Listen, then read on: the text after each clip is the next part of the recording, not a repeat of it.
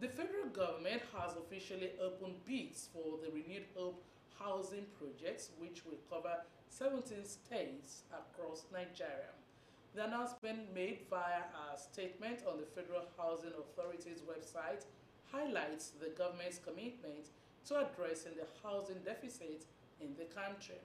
The Federal Housing Authority indicated that over 2,000 bids have been received for these projects, which are scheduled for tender submission today. To manage the expected large turnouts and prevent crowd-related incidents, the bids will be opened zone by zone, starting with the South-South region. The Renewed Hope housing projects aim to deliver a significant number of affordable housing units across Nigeria, contributing to economic development and job creation while aligning with President Bola Tinubu's vision for inclusive growth. The Nigerian Communications Commission has dismissed claims of a telecommunications tariff hike allegedly set to take effect in January 2025. The Commission described the reports as false and unfounded, urging subscribers to disregard the misinformation. A senior NCC official in a statement emphasized that the regulatory body operates under a transparent framework guided by the Nigerian Communications Act.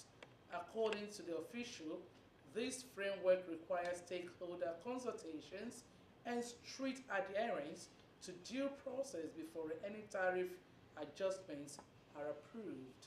The NCC also appealed to journalists and industry stakeholders to verify information before publication, stressing the importance of accurate reporting to avoid unnecessary public panic.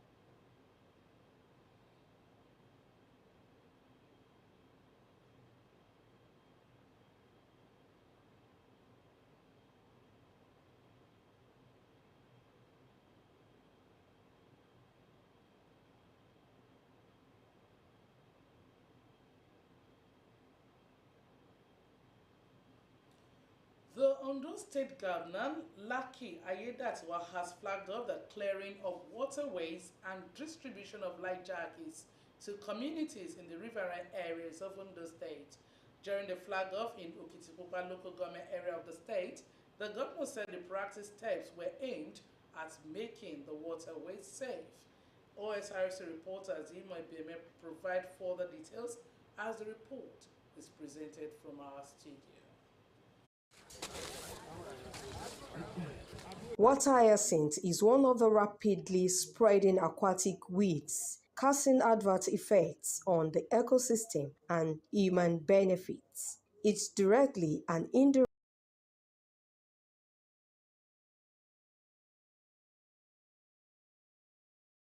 indirectly affects fish, crop waterways, transportation, and human health. To protect citizens from both mishaps, the state governor flagged off clearing of waterways and distribution of life jackets. The governor, represented by a special advisor on transportation, Olugbenga Omoli, said the event is proactive steps by the state governor to protect our citizens against negative outcomes in the event of any boat mishap. Ondo State want to be proactive. We don't want a mishap here before we do this.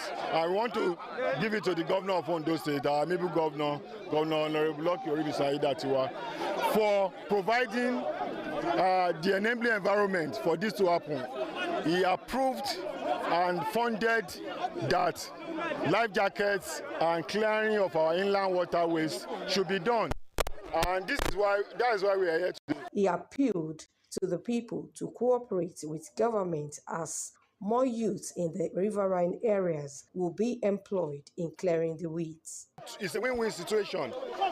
Why government is trying to make life easy for the youth for the people here by clearing their waterways so that there will be smooth movement on the ways and so that they can have their commercial activities not hindered. It's another way of empowering the youth because they will be paid for doing this job. So that's why I say it's a win-win situation.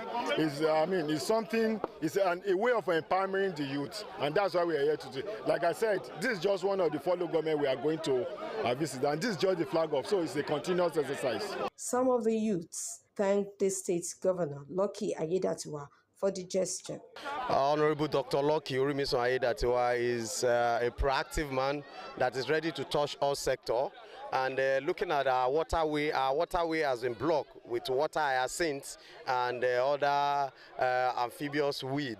And as a result of that, the need to clear the waterway and to protect lives and property of the residents of the riverine area with life jacket is one of the safety measures to make sure that things are working fine for us in Ondo State. We appreciate our governor, Honorable Lucky Orimisun Ayedatiwa, for him to remember us in this community.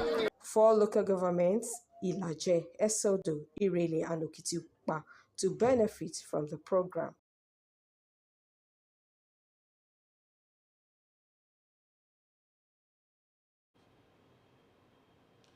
The military has denied any knowledge of a guards parade held for Seyi Tinubu, the son of President Bola Tinubu. In a statement, the Director of Defense Information, Brigadier General Tuko Guso, clarified that the personnel seen in the viral video are not recognized by the military and do not conform to its uniform standards. The viral video depicted Seyi Tinubu receiving what appeared to be military honors while inspecting a parade of individuals in military attire. The incident has sparked public outrage, with many questioning the appropriateness of granting military-like honors to a private citizen. The federal government has expressed condolences to the government and people of South Korea following the tragic crash of Jeju Air Flight 2216, the Boeing 737-800 returning from Bangkok skidded off the runway at Muan International Airport, resulting in an explosion that claimed the lives of 179 out of 189 passengers and crew members. In a statement by a spokesperson for the Ministry of Foreign Affairs, Kimeibi Ebefa, Nigeria conveyed its sympathy to the bereaved families and reaffirmed its solidarity with South Korea during this difficult time. The federal government described the incident as a significant loss and expressed its commitment to supporting the South Korean people in their mourning. World leaders have also sent their condolences to South Korea.